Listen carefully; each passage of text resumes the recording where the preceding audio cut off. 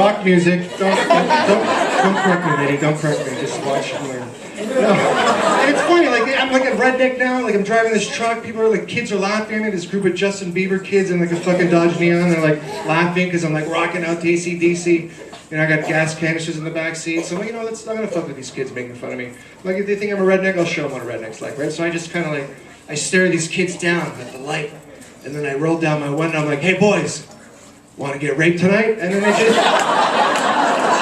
really took off, they really took off. It's a redundant question if you think about it, but listen, small towns, you know you're in a small town too, driving through those, you know, a lot more mullets, you see a lot more people with mullets, rat tails, you're like, okay, this is weird. Less teeth and shit like that, you know, you go to a gas station, they're selling fudge, for fuck's sake. Who's buying fudge from a gas station? Just saran wrap, says Aunt's fudge on it, $2. Like, whose fudge is that? It's like, don't, just eat the fudge, it's good fudge. What is fudge? I don't know, just eat it. Fuck, it's cheap, man, you ask too many questions, start to see weird signs, see snowmobile crossing signs, deer crossings, falling rock. Saw this one sign, scared the shit out of me. You know, maybe it was a little high, maybe not. It said, beware of deaf child. So like, I thought it meant like there's like a rabid deaf kid just jumping out of bushes, punching cars. I'm like, I'll knock this deaf kid out. I'm not fucking scared. I won't even sneak up behind him. Just walk right up to him and slap him across the face. You gonna hit my car, deaf kid? So I'm at the gas station. I'm like, who's this crazy deaf kid that I gotta beware of? Like, no, be aware of the deaf kid. He lives down the street. Don't run him over. Guys, here's the thing about when I'm driving. I'm avoiding all the children. You don't need to tell me which kids are fair game. And which kids I don't need to hit. I'm not hitting any kids. I gotta look out for a fucking deaf kid specifically now. I'm not hitting raccoons. I'm looking out for deaf. Where are the parents? Have got nothing better to do? Where's Jimmy? I keep calling his name. He's not responding. Honey, there's a sign. They're gonna hit him with the sign. They know he's there. Jesus Christ. Sign said next 4 kilometers. I'm like, how fucking ambitious is this deaf kid? He could be anywhere. I don't even know. Everywhere. All the time. He's running. I'm not even looking. I'm looking for like a kid in like red suspenders and earmuffs, fucking eating rocks. I don't know. I'm just gonna honk at every kid I see. And if they look up, then I know that's not the deaf kid. That's the deaf kid. Thank you very much, guys. So nice to have you.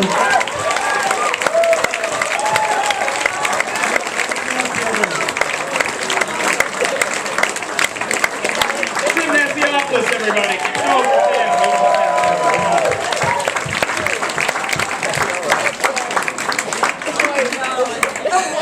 Folks, I gotta say, you are an incredible audience here this evening. I gotta give you all a lot of credit. You are. You're doing a really good job. I'm gonna be totally honest with you. You're a hell of a lot better than the people who were here last night. What's the word? They were assholes. They were assholes here last night. Well, because I gotta give you people credit. What you're doing, which is a very simple thing, or at least it seems simple, is when a comedian comes up here, you are applauding, which is always a classic. You can never go wrong with applause, all right? Some of you are wooing because you've been pre-drinking this evening. I know who you are. Woo people, yeah. All right, that wasn't a request. I said it was acceptable, not encouraged. And it's never just a woo, it's always a woo with that one drunk Muppet arm that gets above your head where it's just like, woo, I forget how limbs work. Shut up, Susan. There's always a Susan. I don't know why, there's always a Susan at the table. But applause, woos, those are appropriate responses at a comedy show. Last night, I come out on stage, I say, how's everyone doing tonight? Simple question. And there was one guy front row center, right about where you're at. You've been wonderful all evening. I'm just using you as geographic example for this show. You'll be playing the part of an asshole. So there's this asshole right where you're at who doesn't applaud, doesn't woo, instead responds with a brup brup.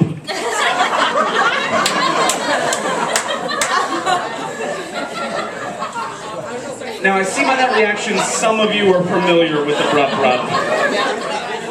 Because your friends are assholes. Or you're an asshole. And for those of you not familiar with the brup brup, congratulations on reading books. I am proud of you. Sincerely. Sincerely. And to break it down for those of you not familiar with the Brup Brup, he shot an imaginary gun in the air to answer a question. This is a trend, to shoot an imaginary gun. I do not understand the appeal of that at all. Like, I do not understand the appeal of turning to your friend at a nightclub and being like, dude, I snuck a gun into the club. Well, how the fuck did you sneak a gun into the club? Oh, I snuck it in using the power of imagination. You're weird, go home. Why are you sneaking imagination places? That is a carry-on. And what killed me most about this scenario is that it was 3 guys at the table. And the first guy brup-brupped. And the second guy, I think out of peer pressure, also brup-brupped. Now the third guy, this mega asshole, he threw out a I'm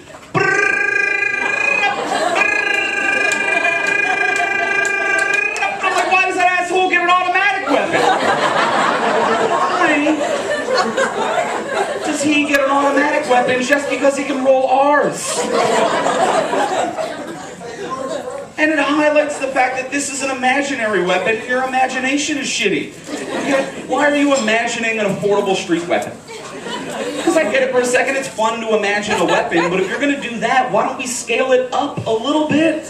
Why do I not see more people at nightclubs, if we're going to do imaginary weapons, just throwing out an air bazooka once in a while?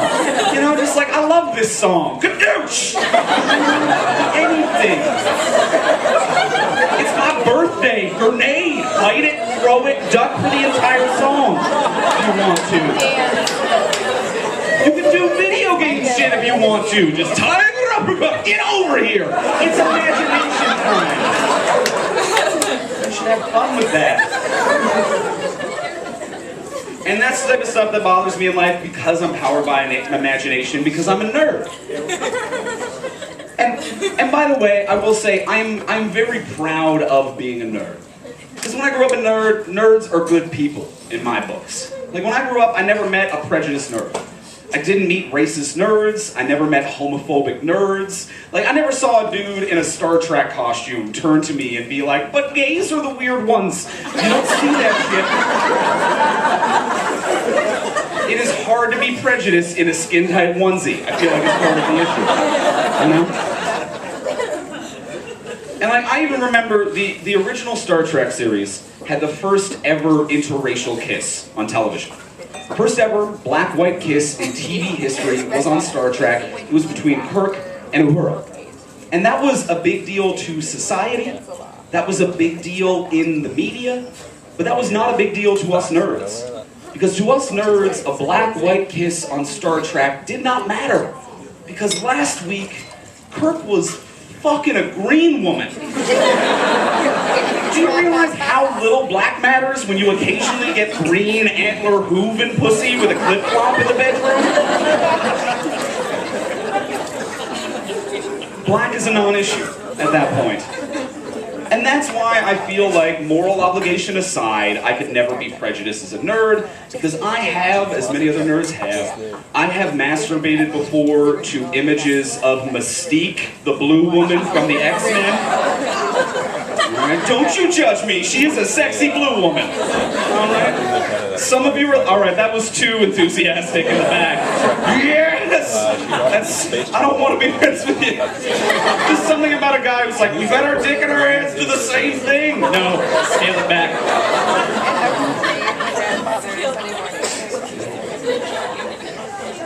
Well, that's why I could never be racist. I masturbated to a blue woman. And when you take your dick in your hand to a blue woman, you give up the right to at the same time be like, oh, this is good, but I'm still not okay with Obama.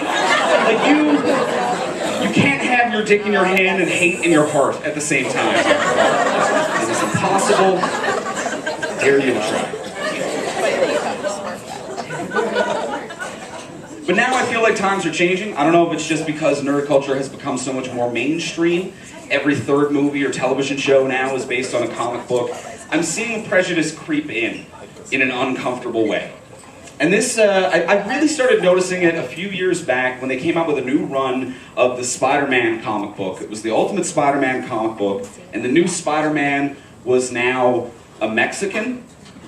which I didn't care about. He's wearing completely skin-covering latex. I just want him to thwap people. I don't care what his background is. You know, does he still crawl on walls and do whatever a spider can? Fucking super. But I read this news online, and then I scrolled down to the comments section, which was a rookie move. And I read one comment, and it was a lot of angry Americans. One comment in particular said, "This is un-American, and I will not stand for another Mexican stealing another American job." Spider-Man was the job. I just want to reiterate that. Americans, it is ridiculous that you're getting mad at Mexicans for stealing your thankless jobs, but to get mad at them over stealing your imaginary thankless jobs, I think is a line. And then the year after that, they came out with a new run of the Green Lantern comic book, where the Green Lantern was now a gay man, which I thought was cool to see a mainstream gay superhero. But again, hate came out of the woodwork. I read one comment on Twitter that said that this is an atrocity and we need to write a story where he chooses not to be gay. Which is offensive on a few different levels. One, because gay is not a choice. And two, because if you know anything about the superhero Green Lantern, his superpower is willpower.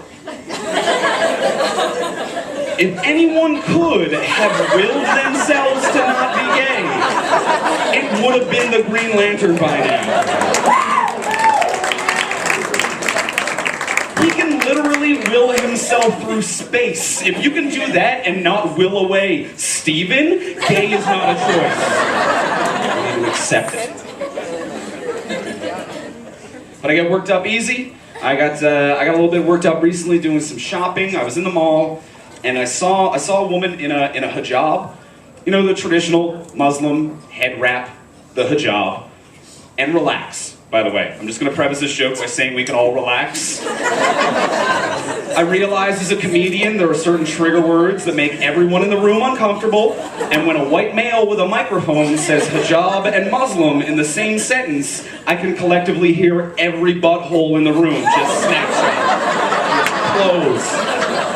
Like a baby's mouth getting food it doesn't want. Just like, no, don't put it in. Blossom those buttholes, people. This is gonna go to a silly place, not a dark place. I saw a woman in a hijab, and she had her cell phone. It was an iPhone or something. And she had it wedged into the hijab. Have you seen this just jammed in there? So I see one hijab in the house. Have you done this before? The hijab Bluetooth, as I like to call it. No? I'm glad you haven't done it. I think it's disrespectful.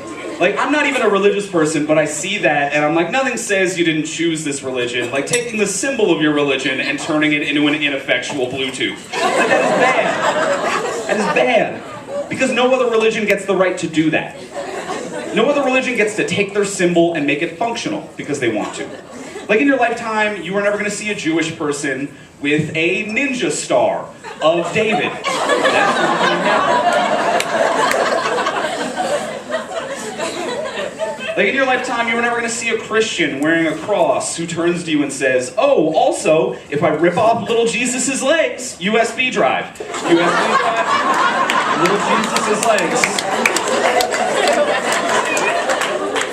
Jesus saves in more ways than one.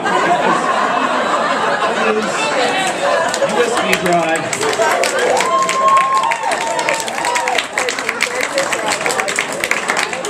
Got season 1 of The Walking Dead on the original Walking Dead.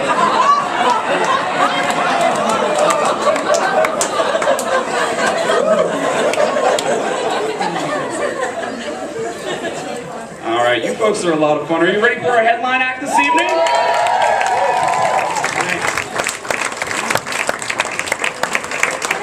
Our headline act this evening is a very, very funny man. You might have heard him on CBC Radio. You might have seen him here in town performing at sold-out shows at the NAC. Or whether you know him or don't, you're in for a treat because he's very funny. Please give a big round of applause for Mr. Pierre Bro! Keep it over, Pierre! Thanks very much. And please keep it on for Andrew! How about Tim?